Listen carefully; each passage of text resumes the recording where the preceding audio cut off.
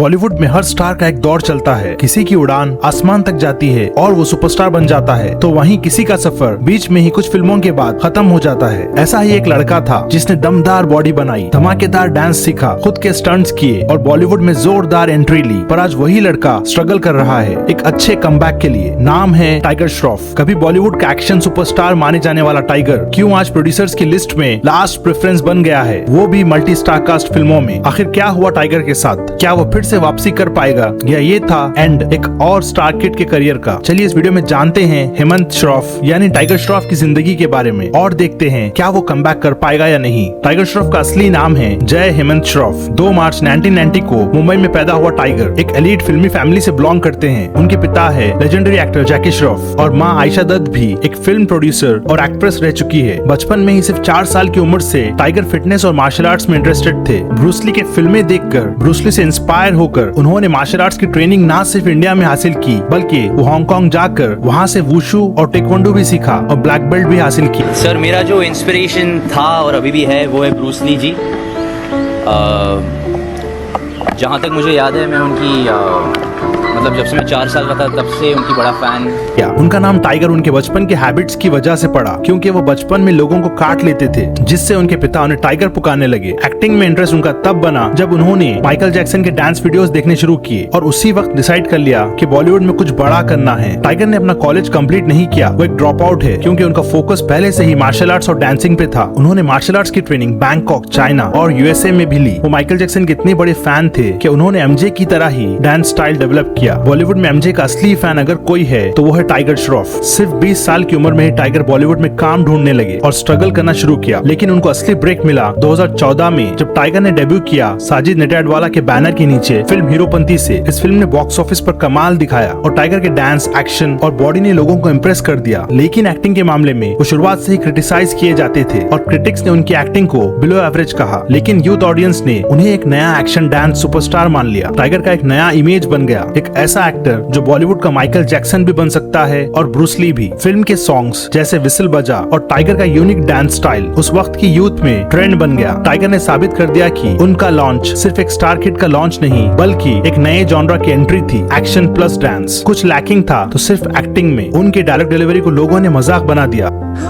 छोटी बच्ची हो क्या, समझ नहीं आता कि साथ रहो। लेकिन उनकी पर्सनालिटी और स्क्रीन प्रेजेंस ने सबकी बोलती बंद कर दी। एक इंटरेस्टिंग कहानी ये है कि हीरोपंती की शूट के दौरान टाइगर एक सीन में खुद से बिल्डिंग से जंप करने वाले थे, लेकिन लास्ट मिनट पर डायरेक्टर साबिर खान ने उन्हें रोका और कहा कि तू एक्टर है टाइगर, स्टंटमैन नहीं। टाइगर फिर भी इंसिस्ट करते रहे, लेकिन प्रोडक्शन टीम ने बॉडी डबल यूज करवाया। उस मोमेंट से पता चला कि टाइगर कितने पैशनेट है अपने एक्शन को लेकर। टाइगर का असली करियर बूस्ट आया 2016 में बागी के साथ, श्रद्धा कपूर के ऑपोजिट। इस फिल्म में उनका एक्शन अवतार देखकर लोग दीवाने हो गए। फिल्म ने ब्लॉकबस्टर बिजनेस किया और टाइगर बन गए उस वक्त के बहुत बड़े एक्शन हीरो। फिर आई बागी 2 2018 में, जिसमें उन्होंने जॉ ड्रॉपिंग स्टंट्स किए। ये फिल्म भी सुपरहिट रही। टाइगर ने जैकी दादा के नाम को नए लेवल तक ले जाने का काम किया। उनकी फिटनेस रूटीन इंडस्ट्री में लेजेंडरी बन चुकी है। रोज 6 घंटे की वर्कआउट और एकदम स्ट्रिक्ट डाइट। टाइगर का डेडिकेशन अनमैच्ड था। बॉलीवुड के दूसरे एक्टर्स भी उनके डिसिप्लिन की रेस्पेक्ट करते थे। एक बार ऋतिक रोशन ने खुद कहा था कि tiger is the only one जिसके साथ डांस करने मुझे भी सोचना पड़ता है। टाइगर की एक और इंटरेस्टिंग कहानी है बागी 2 के एक हाई ऑक्टेन फाइट सीन के शूट के दौरान टाइगर ने बिना किसी बॉडी डबल के एक रियल ग्लास डोर तोड़ दिया था। डायरेक्टर अहमद खान भी शॉक हो गए। वो अलग बात है कि उसके बाद टाइगर के हाथ में 6 स्टिचेस लगे, लेकिन अगले ही दिन वो वापस शूट पर रेडी थे। बंदा लिटरली मशीन है। उसके बाद उन्होंने मुन्ना माइकल, फ्लाइंग जेट और स्टूडेंट ऑफ द ईयर 2 जैसे कुछ एक्सपेरिमेंटल फिल्म्स भी किए, लेकिन उनमें या तो स्क्रिप्ट बहुत वीक थी या डायरेक्शन बकवास था। फिर भी उनका फैन बेस सॉलिड बना रहा क्योंकि उनकी डांस और फाइट सीन्स यूथ को एक्साइट करते थे। 2020 के बाद टाइगर का करियर धीरे धीरे स्लाइड होने लगा। बागी 3 एक्सपेक्टेड ब्लॉकबस्टर थी, लेकिन कोविड लॉकडाउन की वजह से फिल्म फ्लॉप हो गई। उसके बाद आए हीरोपंती 2, गणपत जैसे बड़े बजट के प्रोजेक्ट्स जो बॉक्स ऑफिस पर बहुत बुरी तरह पिट गए। क्रिटिक्स ने कहा टाइगर का एक्शन प्रेडिक्टेबल हो गया है और ऑडियंस ने भी कहना शुरू किया कुछ एक्टिंग भी सीख लो भाई, सिर्फ बॉडी और किक ही दिखानी है क्या।